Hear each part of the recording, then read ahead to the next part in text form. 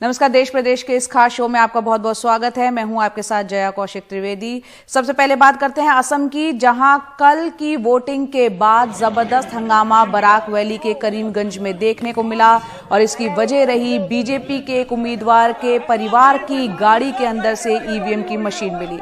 दरअसल सैकड़ों लोगों ने कल ईवीएम रखी एक निजी गाड़ी को घेर लिया। हंगामा इतना बढ़ गया कि पुलिस को लाठीचार्ज करना पड़ा, हवाई फायरिंग करनी पड़ी।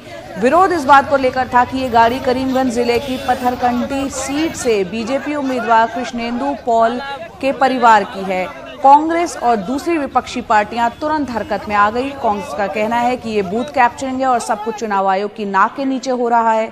चुनाव आयोग के सूत्रों के हवाले से एनडीटीवी को ये पता चला है कि पोलिंग बूथ से लौटने के दौरान सरकारी गाड़ी बीच रास्ते में खराब हो गई।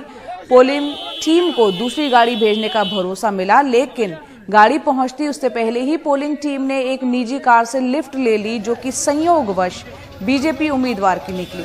चुनाव आयोग ने अपनी सफाई में ये भी जोड़ा कि ईवीएम बिल्कुल सलामत है। और कांग्रेस महासचिव प्रियंका गांधी वाड्रा ने इसको लेते हुए ट्वीट भी किया है, हमला बोला है। कहा है कि हर बार जब एक निजी गाड़ी में ईवीएम ले जाने के वीडियो सामने आते हैं, बिना किसी आश्चर्य के उसमें ये बातें सामने आती हैं कि गाड़ी आमतौर पर बीजेपी उम्मीदवार या उनके किसी सहयोगी की होती है।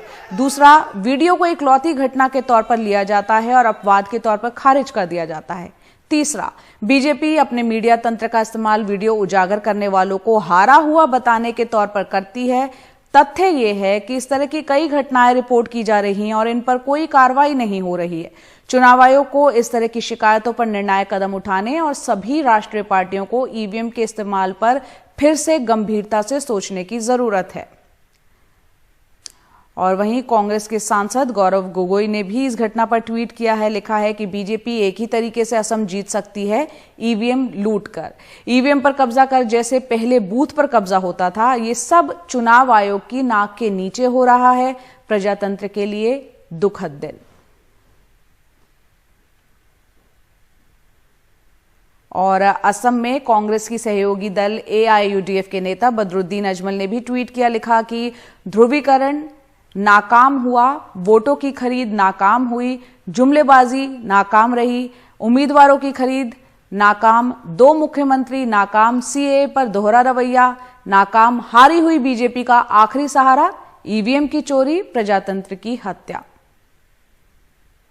और इस पे ज्यादा जानकारी दे रहे हैं हमारे सहयोगी। इंसिडेंट कल शाम को हुआ था, जब जो पोलिंग पार्टी है, एक पोलिंग सेंटर का एक पोलिंग पार्टी जो कि राताबारी कॉन्स्टिट्यूएंसी में उनको तैनात किया गया था एक पोलिंग स्टेशन में। वहाँ से पोलिंग प्रोसेस कंप्लीट करने के बाद वो जब लौट रहे थे, करीमगंज टाउन लौट रहे थे, एक जगह पे उनका गाड़ी ख़राब हो गया, जो ऑफिशियली असाइन जो गाड़ी थी। इसके बाद जो प्रिसाइडिंग ऑफिसर है, उन्होंने सेक्टर ऑफिसर को ये इन्फॉर्मेशन दी थी कि गाड़ी ख़राब हो गई है। उनको बोला गया था कि रिप्लेसमेंट गाड़ी आएगी, मगर रिप्लेसमेंट गाड़ी आने में थोड़ी देरी हुई।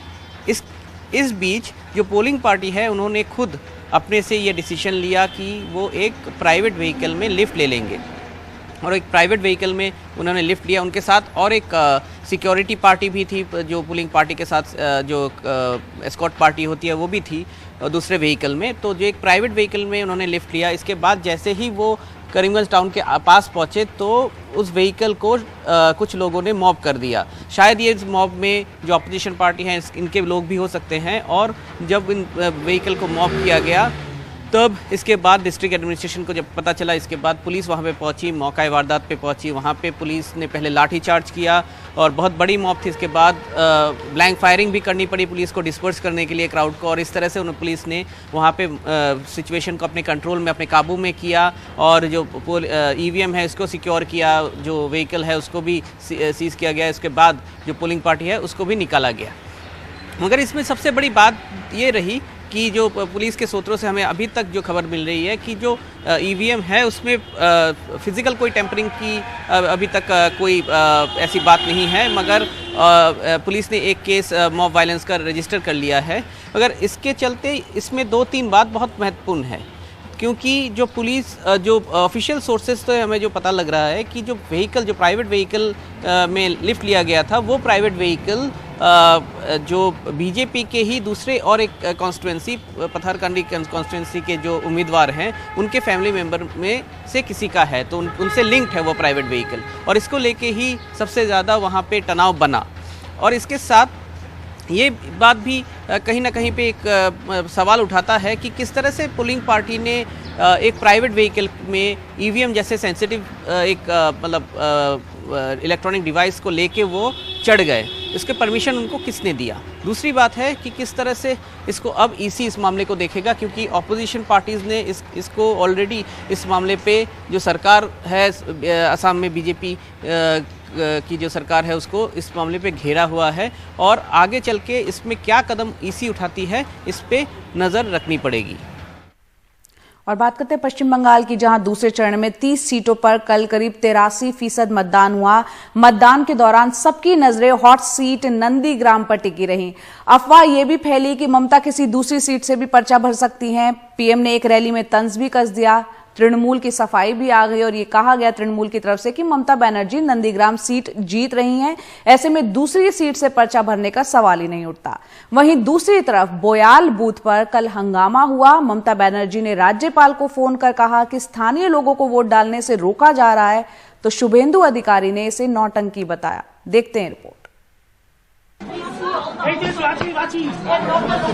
80% Thakma vote is there, and in front of this PF and PSN, and they didn't allow the people, local people, to cast their vote. From morning I am complaining, but I am not getting any result.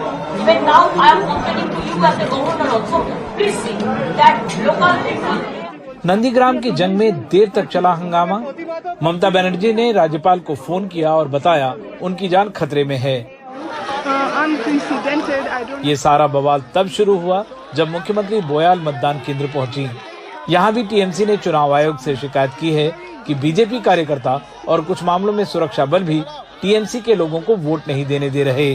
Trinamool Congress ने दो मुख्य आरोप लगाए हैं। एक तो उन्होंने बताया कि करीब 10 बूथ में बीजेपी के कार्यकर्ता घुस गए हैं और वो वोटिंग अफेक्ट करने की कोशिश कर रहे हैं, और दूसरा उनका ये आरोप कि करीब 100-150 मशीनें काम नहीं कर रही, जिसपे ईसी ने अपना स्पष्टीकरण भी दिया है। क्योंकि ये नंदीग्राम की बात हो रही है तो यहाँ लगाए हुए एक एक आरोप को बहुत ही गंभीरता से लिया जाएगा, क्योंकि यहाँ पर स्टेक्स बहुत हाई हैं। जैसे कि आप देख सकते हैं मुख्यमंत्री खुद यहाँ पर हैं। मुख्यमंत्री जो व्हील चेयर से पहुंची सीधे पोलिंग स्टेशन में चली गई। यहीं से नाटक शुरू हुआ। बिल्कुल आमने सामने का टकराव, हालात किसी भी समय विस्फोटक हो सकते थे। दोनों तरफ से नारेबाजी जारी थी। एक तरफ खेला होवे तो दूसरी तरफ जय श्री राम।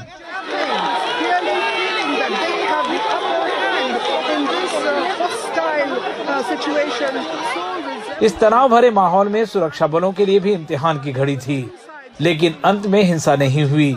बेशक 2 घंटे चला हंगामा। कुछ देर बाद बहुत बड़ी तादाद में अर्ध सुरक्षा बलों के जवान चले आए। थोड़ी सी कोशिश से भीड़ तितर बितर हो गई। पोलिंग स्टेशन के दरवाजे खोले गए और मुख्यमंत्री बाहर निकली। उन्होंने कहा इसके लिए अधिकारी नहीं अमित शाह जिम्मेदार हैं। क्या करेगा बेचारा? All of the central forces है, हम उसको लिए हम I am proud of them, हम उसको हमारा प्राइम मिनिस्टर मानते हैं, लेकिन वो तो होम मिनिस्टर इंस्ट्रक्शन दिया है। क्यों इलेक्शन कमीशन होम मिनिस्टर का इंस्ट्रक्शन सुनेगा? इसके फौरन बाद प्रधानमंत्री ने एक रैली में इस तमाशे पर चुटकी ली। साथियों, अभी कुछ ही देर पहले नंदीग्राम में जो हुआ वो हम सब ने देखा है। ये दिखाता है दीदी अपनी हार मान चुकी है। ये दिखाता है बंगाल में बीजेपी की सरकार बनने जा रही है।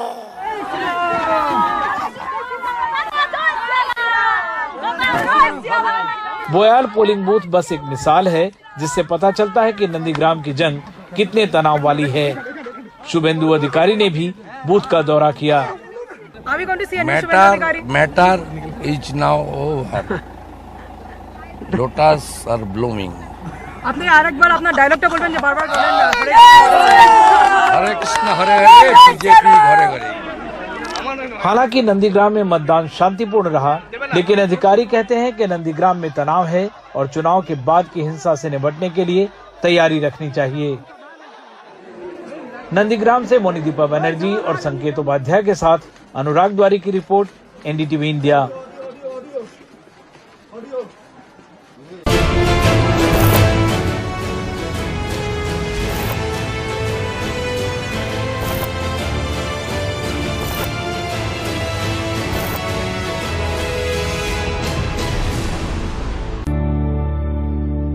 ब्रेक के बाद एक बार फिर आपका स्वागत है और अब आपको लिए चलते हैं कर्नाटक, जहां के मुख्यमंत्री बीएस येदियुरप्पा के खिलाफ बीजेपी विधायक के बाद उनके ही कैबिनेट के वरिष्ठ मंत्री ईश्वरप्पा ने विद्रोह कर दिया है।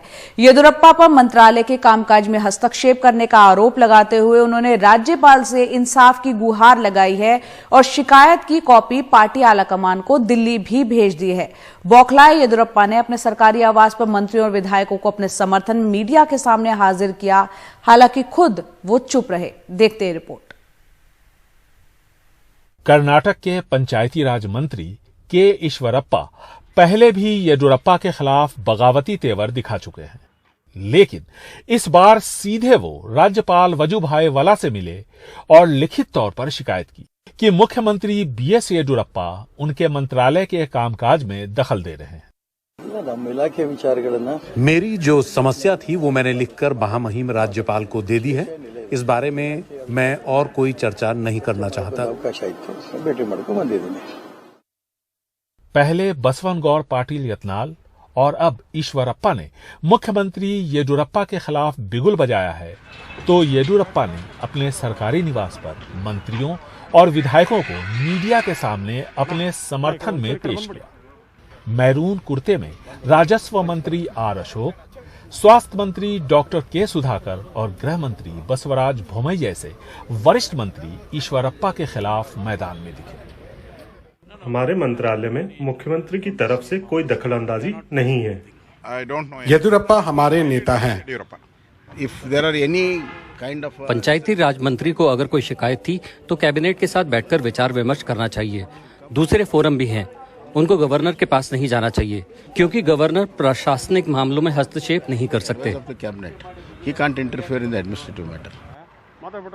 उसी जगह मुख्यमंत्री बीएस येदियुरप्पा भी मौजूद थे, लेकिन उन्होंने चुप रहना ही बेहतर समझा, क्योंकि अपनी ढलती उम्र की वजह से उनके पहले वाले तेवर अब नहीं दिखते। पहले बीजेपी विधायक और अब कैबिनेट के एक वरिष्ठ मंत्री ने मुख्यमंत्री येदियुरप्पा के खिलाफ खुलकर बगावत की है।